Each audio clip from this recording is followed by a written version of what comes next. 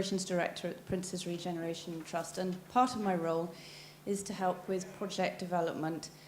And part of that is also to try and pull together some of the complex funding packages required to actually help a project go ahead. And out of this, I'd say the rationale for our social investment fund developed because we saw the need to develop flexible match funding alongside public sector grants. So at the moment, I just want to take a couple of minutes to talk about the Prince's Regeneration Trust Social Investment Fund that we are hoping to establish. We're in the process of speaking to and applying to Big Lottery and Big Society Capital for funding, and also to private investors. And we are looking to pull together an approximately 40 million social investment fund. The mission for the fund would be to boost the capacity, confidence and well-being of deprived communities across the UK through the reuse of at-risk, locally important buildings. So what we're really trying to do is help local communities who have a project to look at different types of funding that's available and to investigate the possibility of taking out and investing in social investment. What we are also doing as part of the fund is we are having a pool of grant funding so that community groups can apply to us for some capital to do feasibility studies, for example, to write a business plan to see if their project is investment ready. In particular, we think that this fund would benefit mixed-use schemes, so those that have both some commercial and community spaces, and that would probably benefit projects that were quite large, so around 8 million or greater, and that would enable the fund to invest in the region of 1 to 6 million in the project. It's important that every project would have an exit strategy so they could then repay the loan, and we've identified 4 key investment criteria, which would be the generation of social benefits, so for example, growth in the community group, the development of jobs and creation of apprenticeships. We would also be looking for a financial return, but that would be lower than the standard commercial rate. We'd need a community group to be willing and able to take on the project, and as we've spoken to earlier in the conference, a willing owner is very important. Finally, we would need to demonstrate need. So, for example, it might be an area of high unemployment or rural isolation. So I think if there's anybody here that thinks they have a project that might be of interest, please do get in touch. Thank you. Thanks, Rosie. Good afternoon. I'm Forster and I'm Investment Director for the Social Investment Business. We're a charity and a social enterprise, and our sort of overall aim is to work to provide simple finance to other charities and social enterprises. We've been doing that for nearly 12 years now, and during that time we've invested around 400 million in over 1,100 organisations, and I think there are 1 or 2 in the audience this afternoon.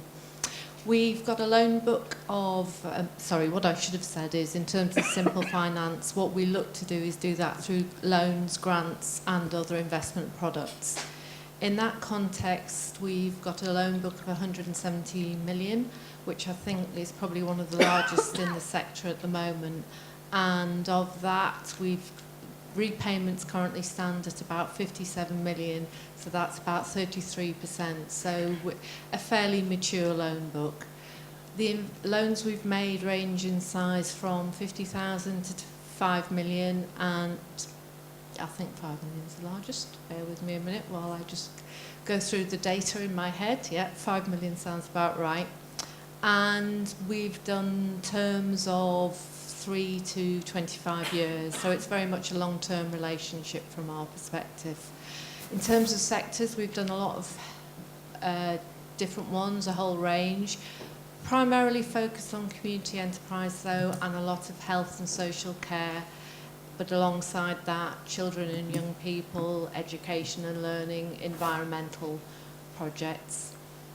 At the moment, we run 4 loan funds, and this year we've launched our 5th, which is our first local impact fund, and we're running that in Liverpool, the Liverpool City Region Impact Fund. And our aim with local impact funds is to support the development of locally driven, tailored, flexible finance for local areas, and we hope to establish at least one other pilot this year.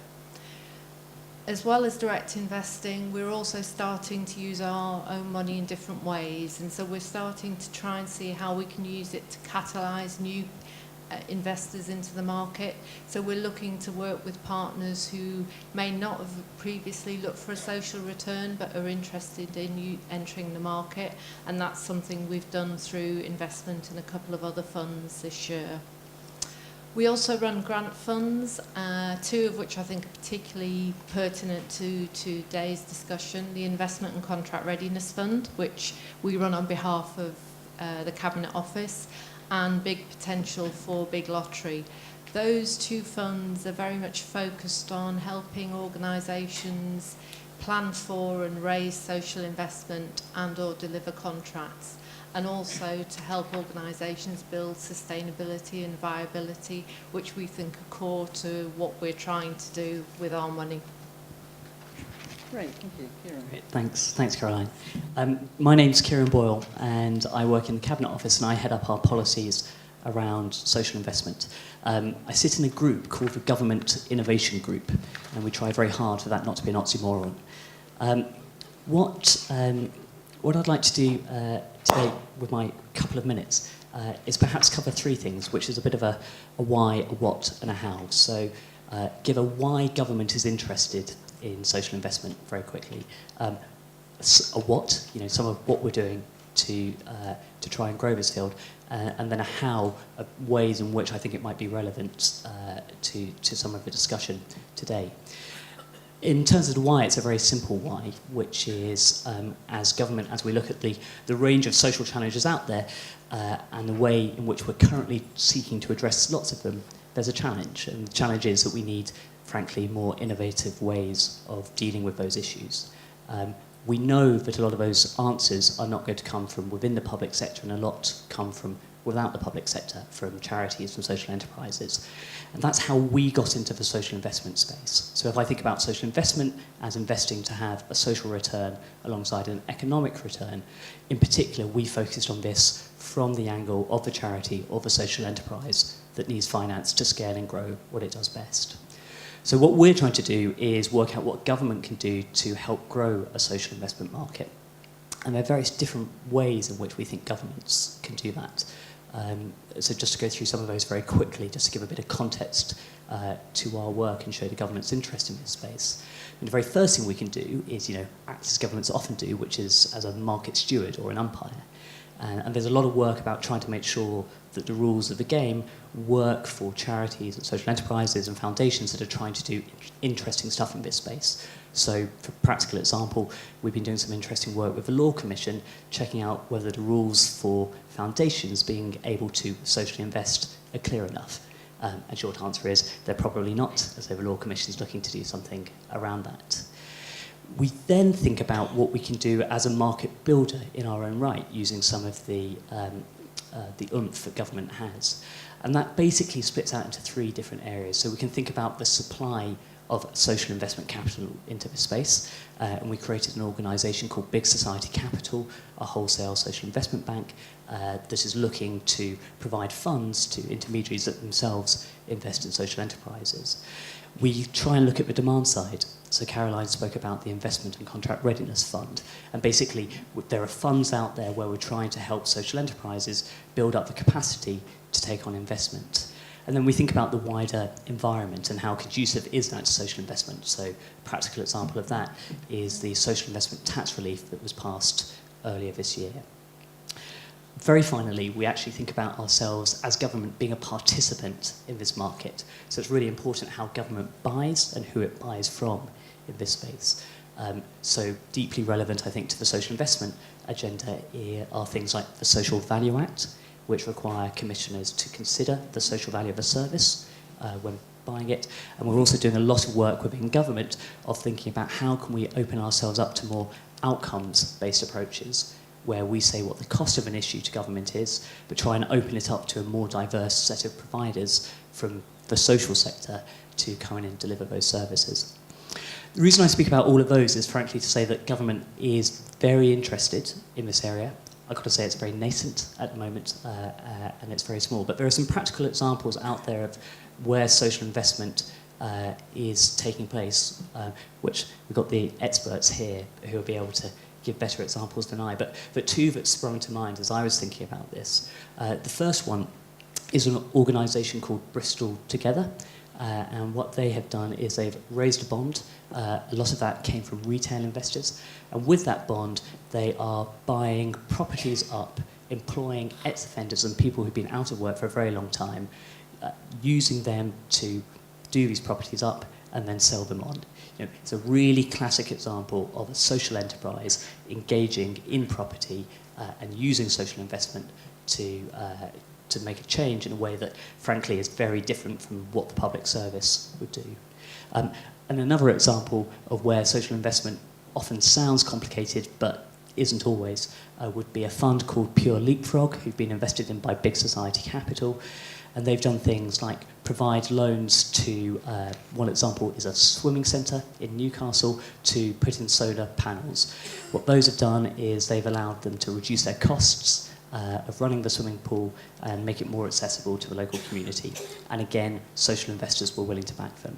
So some kind of very practical examples out there at the moment of how social investment isn't just theoretical, but it's actually happening out there. Very final point would be that all of those, I think, show new partnership ways of working between public sector, private money, and social enterprises and charities and foundations. And I think that's the real promise of this space. Thanks. Thank you, Kieron. Hi, thank you. I'm Hugh Biddell, and I lead the RBS and NatWest offering for charities and social enterprises. And I just wanted to say a few things about what we are doing, not in terms of the support for the RBS Social Enterprise 100 and capacity support, but about the practical lending areas that we do. I think it is possible for people to take loans.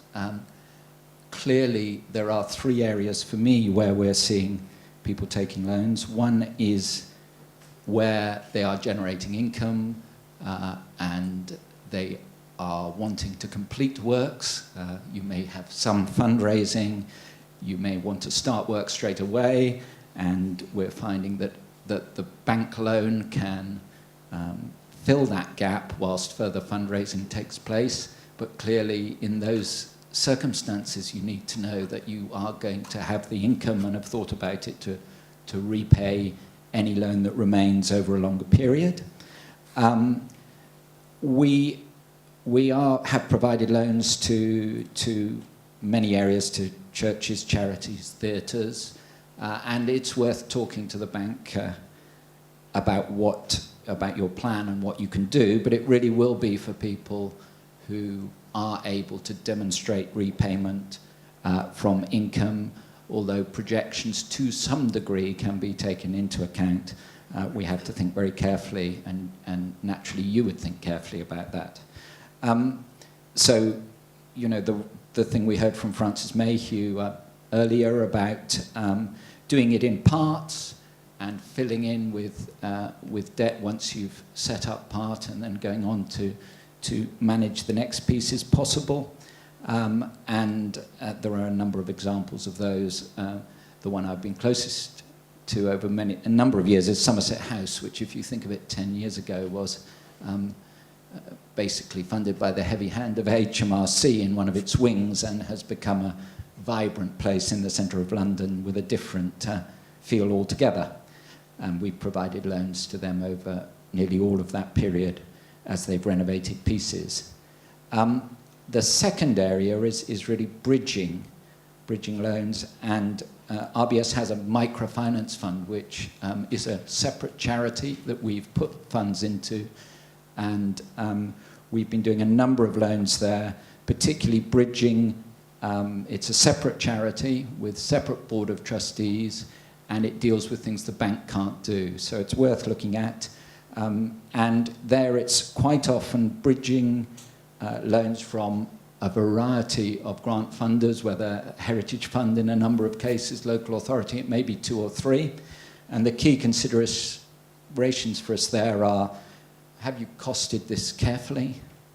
What might go wrong, and what are the biggest risks, and how might you deal with that? And will the funders pay you? So is it clear when you'll be paid? And is it clear who will pay you? Have they got the funds to do it? And usually those funds do. Is it in your control, and how far is it out of your control to do it?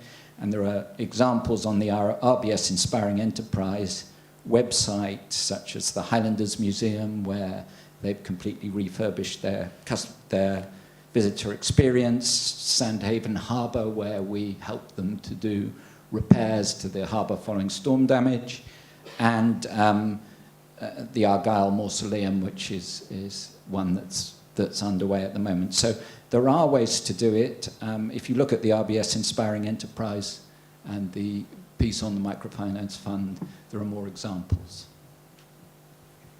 Thank you, Hugh. I'm Iona Joy, and I'm head of the charity unit at New Philanthropy Capital, or NPC as we prefer to be known, because we're not new, we're not especially focused on philanthropists, and we don't have any money.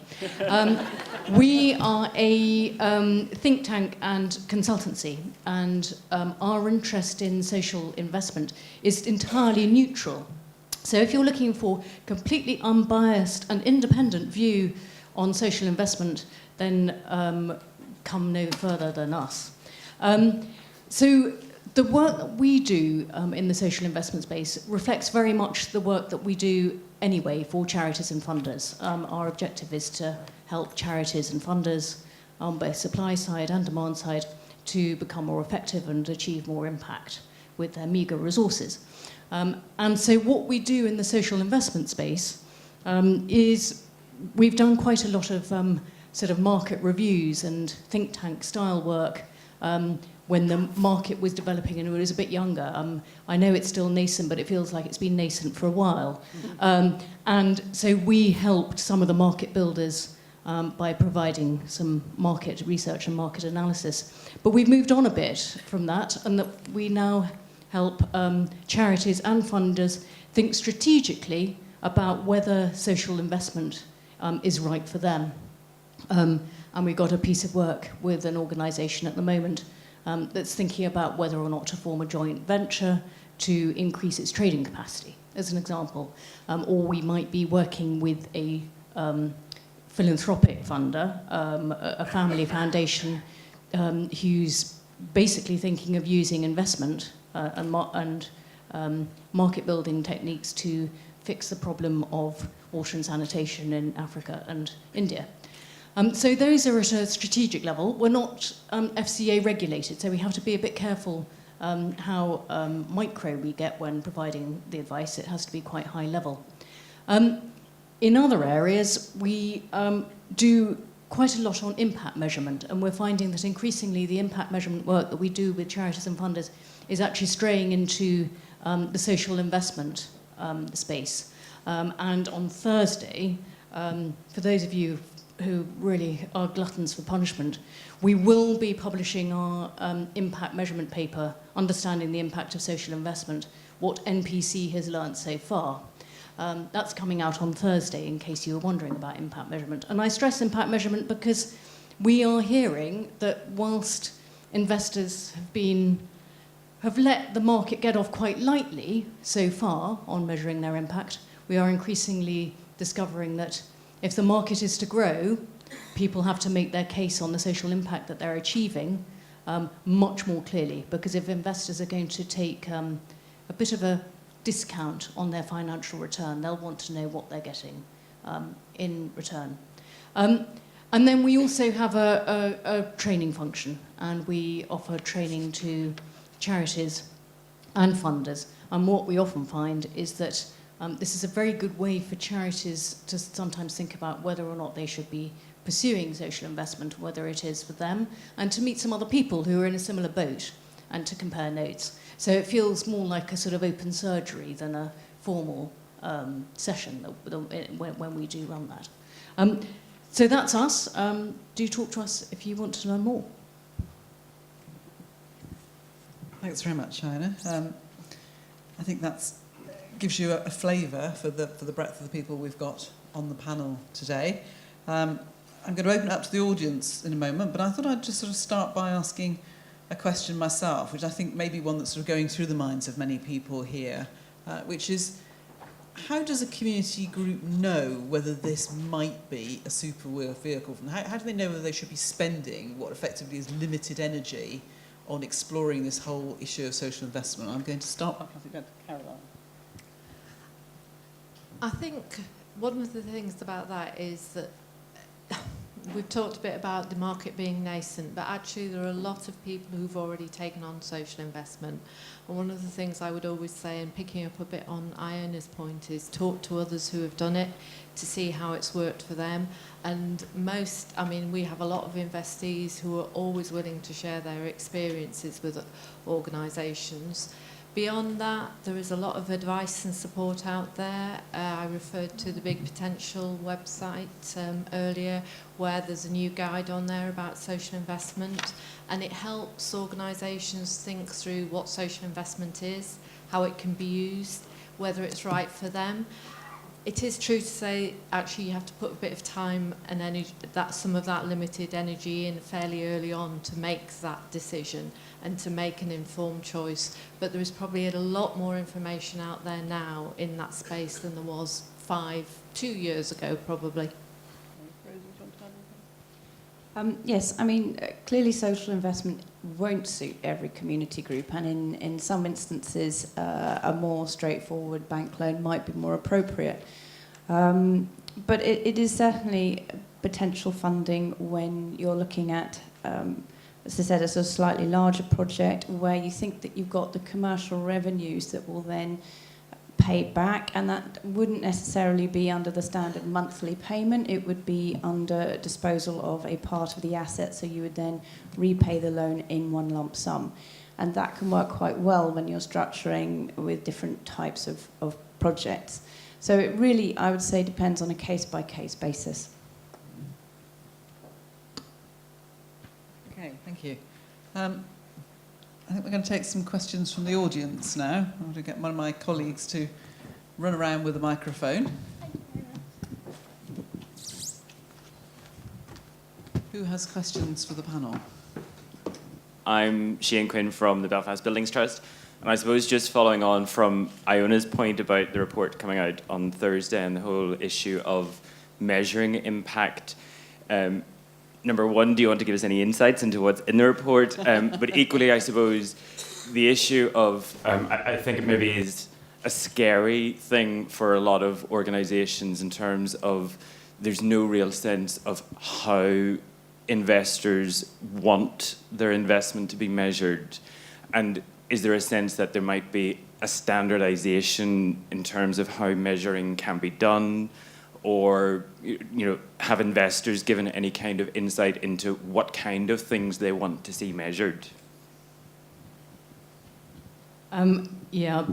Big issues, and I hope my paper answers those questions. I can give you insights. So the first thing to say is I would urge people to get on the front foot. So depending on where you are in the chain. So if you are an investee, you're an organisation that is actually delivering frontline services. Get on the front foot and measure it your way, and then demonstrate to the funder that's going to fund you that this is a really good way of measuring your impact, that you've made a really good case, and by the way, you are learning from the measurement that you are doing. Because I think if there's a groundswell of really convincing bottom-up measurement activity, it'll lessen the risk of investors who are quite far away from you coming in and dictating what you need to do. There is pressure. There's undoubtedly pressure, and actually one of the things that my paper says, which not everybody agrees with who's reviewed it, is that to what degree should the social investment market in the UK resist pressure to just have a nice metric for everything? And I think that will be a challenge. And I think my response to that in the paper is we need to segment the market and understand what the market is doing. Now, it may be that there will be some quite nice metrics that might quite nicely satisfy some investors to do with job creation, because the chances are that, you know, if you're doing some kind of investment of the sort that you guys are doing, there probably is job creation, and so they'll be interested in the job creation.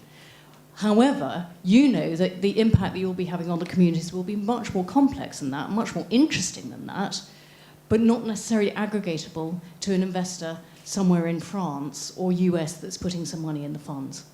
So I think there's a big job of work to be done, and that's partly what the G8 task force sort of has been initiating.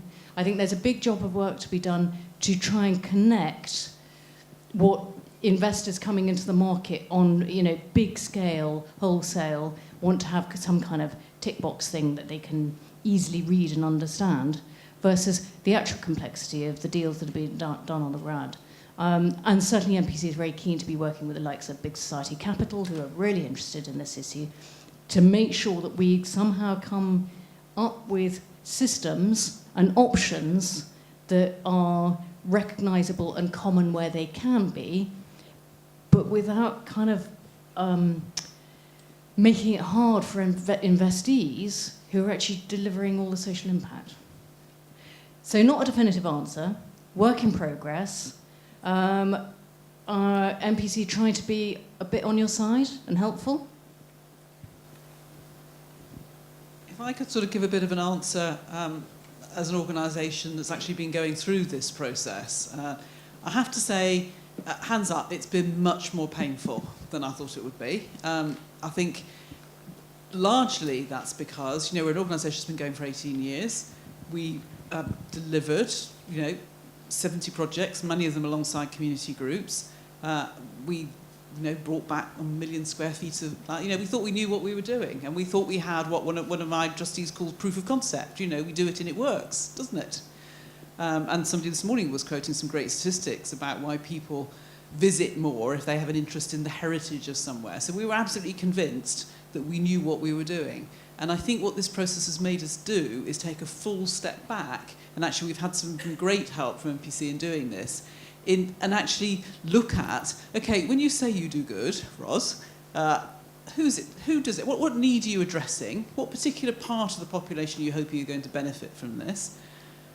What is it you're going to deliver? Is it new jobs? Is it a greater sense of community? Is it, you know, Rosie went through the things we're now thinking that our fund will deliver, but we didn't just get to those, you know, in 5 minutes. We had to actually take a real step back and look, and it is quite painful. But I have to say, even if we were never to issue a fund, and I very much hope we will, it's been a really useful process. It's actually incredibly beneficial. It makes you look at yourself, and it makes you really think about, you know, not just what you're doing, but why you're doing it and who will benefit at the end of it. I don't know if, well, Kieron, you want to say something from a sort of government policy point of view? Was just to say how much of that's, I mean, it is clearly connected to social investment, but also clearly doesn't have to be connected to social investment. And one of the things that we hear quite a lot is around how the impact measurement methodology is basically a management tool.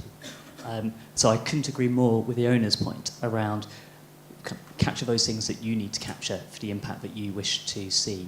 And there are a lot of tools out there which help with it. And I think that speaks to this space more broadly, how much of the tools there and the way to think of social investment as just another tool in the arsenal that enables more impact at scale. Just picking up on the previous question, to say that clearly social investment isn't for everybody, but it can be quite interesting to think about what is the cost of fundraising versus the cost of devoting the time to looking to social investment opportunities. And it's, I think, when you place things in that sort of portfolio alongside, for example, the impact measurement, it begins to place them in a slightly different light. Okay, next question. Yes. We've heard the expression local community interest group, the people who want to do these things. This is a question really to the lenders and the facilitators. what legal structure do you want those people to be before you think about lending money to them or helping them? Can you just tell who you are? And where My name is Roger Taylor. I'm involved with a civic society, a local civic society, and I'm also involved with a couple of museums. Okay, great. Yeah, I mean, we do. I think when I look at the loans we do, the microfinance fund as a charity lends to people who are either charities, social enterprises, or have some sort of lock on the assets and can show that they're for the benefit of the community. So in those cases, there are clearly more finance opportunities available to you if you take a form that clearly locks your assets in some way and shows that you're going to continue to operate for the benefit of communities. So I think those are important issues, but I think you need to decide what suits you for what you're doing, for the term that you're thinking of your project, and then funders will look at it beyond that. I'm also a believer, in fact, that we shouldn't. There's a big continuum. People do things for the public good and for social outcomes in addition to profit outcomes, and many for-profit companies in part do fantastic social things or things for heritage. So, it's not one answer that fits all. There's a continuum, but certain types of funding will only be made available to people who have some sort of lock on the assets or lock on the profits to ensure that it's kept in perpetuity. Pretty similar to Hugh, really. Most of our money has gone into companies limited by guarantee, community benefit societies, community interest companies. And that's down to the fact that we're a charity, but also a lot of our money has been specifically designated for those sectors. But beyond that, I would say we're agnostic about the legal form. We want it to be the right one for you, and sometimes we may invest in an organisation which is changing legal form because it's decided its needs adjustment needs to be a different form for the future.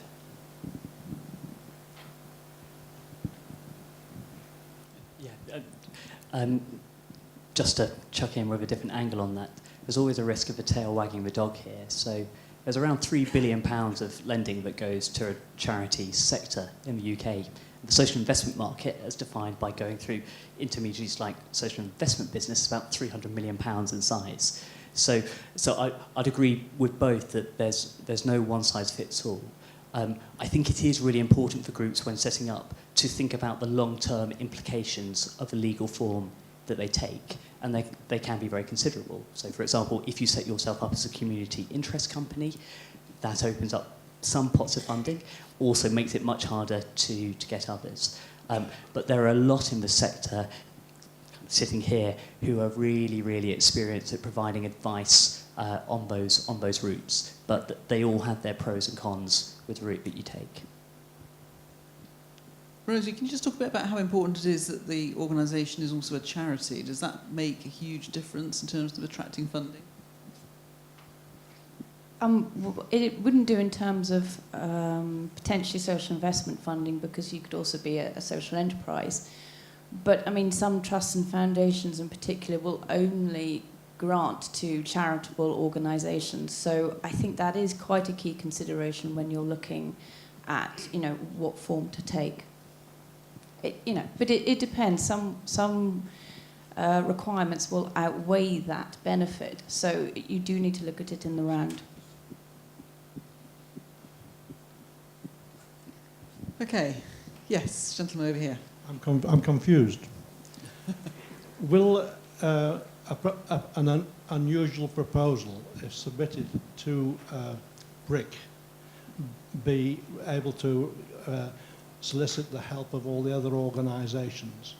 Or do I have to submit a proposal to all you organisations to find a way through?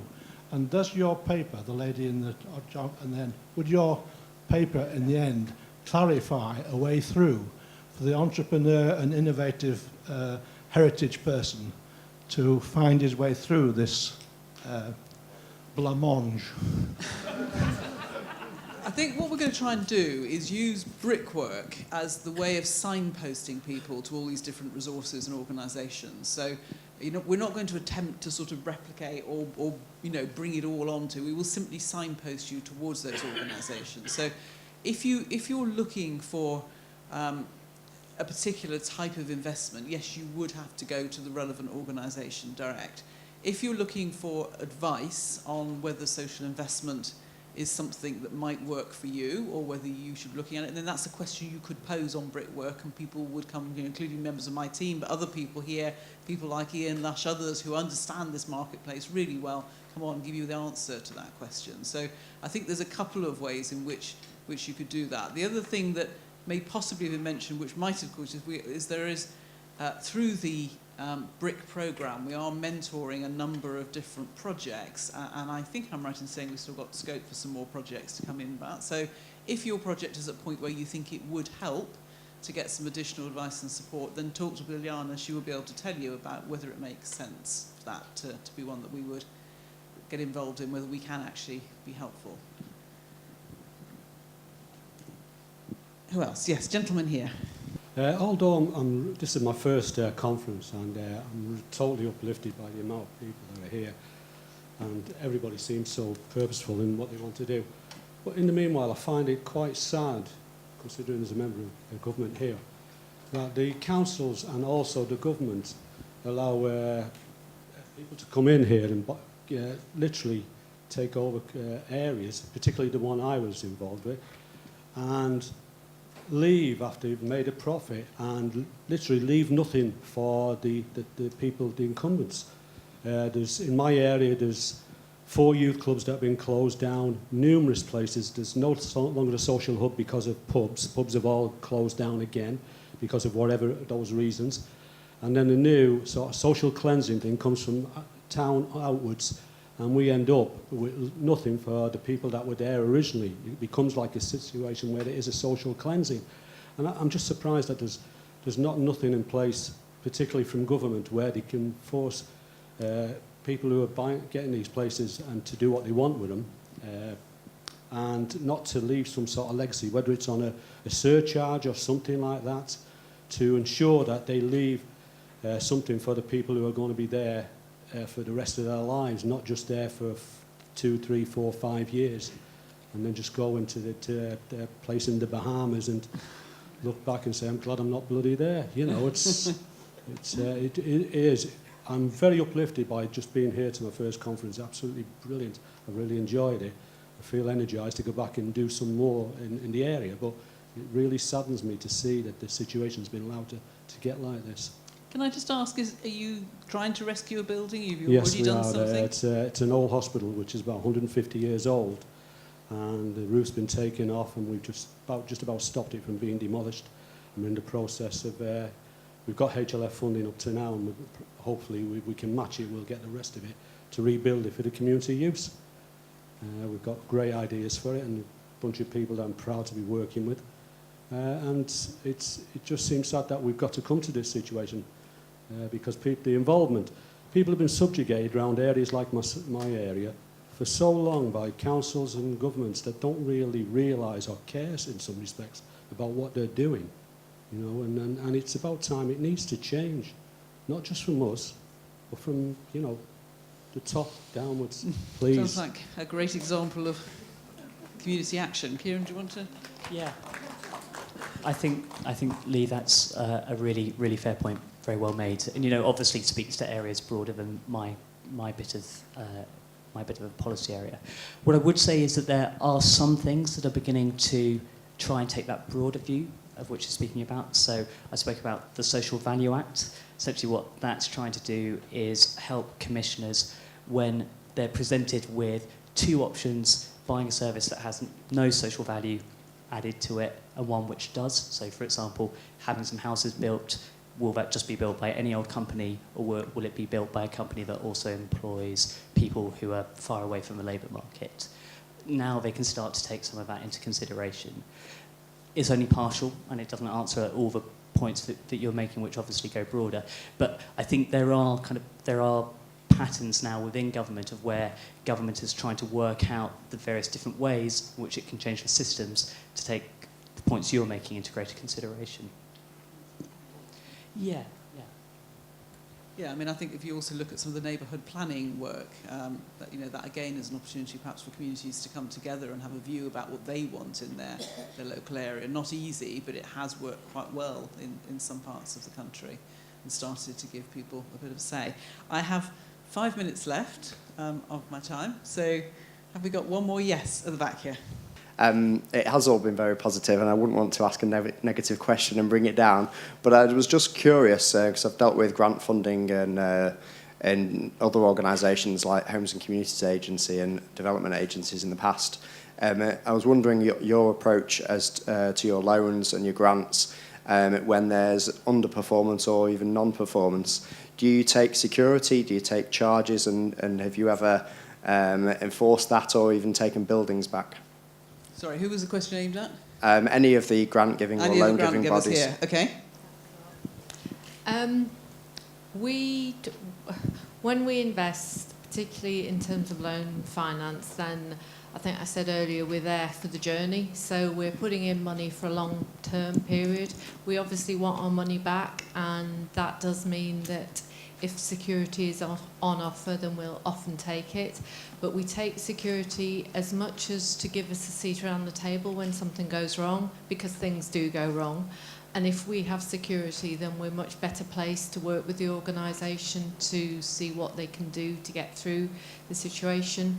We try to provide support alongside our loans, and that means that, again, if something goes wrong, we'll try and work through the issues with the organisation. We can look at restructuring the loan sometimes. That might be about repayment holidays or extending the term. We can look at sometimes whether we put more money in, because it's important to recognise that a lot of the investments we're making are in organisations that are going through a lot of different phases and changes, and what's one slug of capital isn't always enough. So we do try to work with investees where possible to improve things and to address issues. We've lost some of our money, and that we wouldn't be doing our job if we didn't, because we're operating in areas of risk.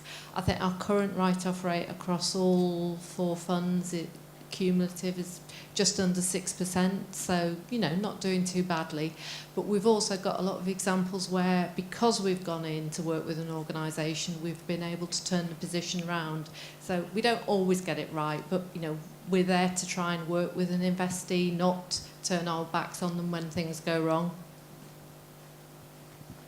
I'll hand over to Hugh in a second, but I just wanted to say before I did that I think, to my mind, that what Caroline's just described is what differentiates the social investment sector in many ways. And in terms of the fund that we're putting together, which Rosie talked about, we've built in exactly those things. So upfront advice to get projects investment ready, support throughout the project, and actually it's a requirement that we have a seat at the table. That is one of the things that we say, we want to have that level of involvement in order to support projects through what is obviously quite a big investment. So I think the great thing about, and I'm not suggesting that the banks don't want this, banks always want their clients to be successful, but I think the thing about social investment is that you're buying into just more than that. You're buying into the outcome of the project, and that's as much what you're reporting back to your funders as the fact that you've got your money back and you've got a bit of interest on it. I'll talk about it in 2 areas: the microfinance fund, which is the separate charity and provides these sort of loans with a lot of flexibility. We've also provided a lot of finance in IPSs that has been going for 10, 15 years into many IPSs, and so far there's been no case where the microfinance fund has taken the security, although it has had a debenture and a voluntary a voluntary arrangement which ended up with some money coming back through the security that was held. But it was something that was voluntary on behalf of the trustees of that organisation.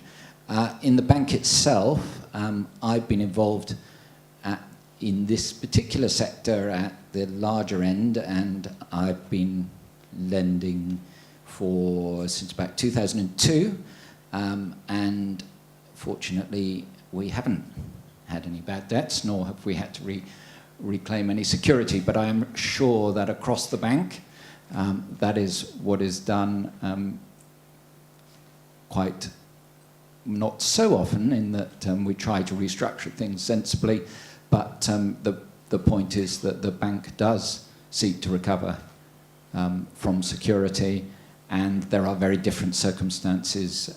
You can read much more about that in different areas, and I'm not an expert on the exact figures. So yes, if you're giving security to whoever, there is clearly, and all regulators would tell you this, a likelihood or a possibility that that will be reclaimed, and the asset will be reclaimed and sold as a result of that. So I think even if you're dealing with a social lender, if they do take security, you should always consider it possible that that security will be taken in the circumstances to be liquidated for those returns. But nobody does want to recover assets, especially community assets, over the period.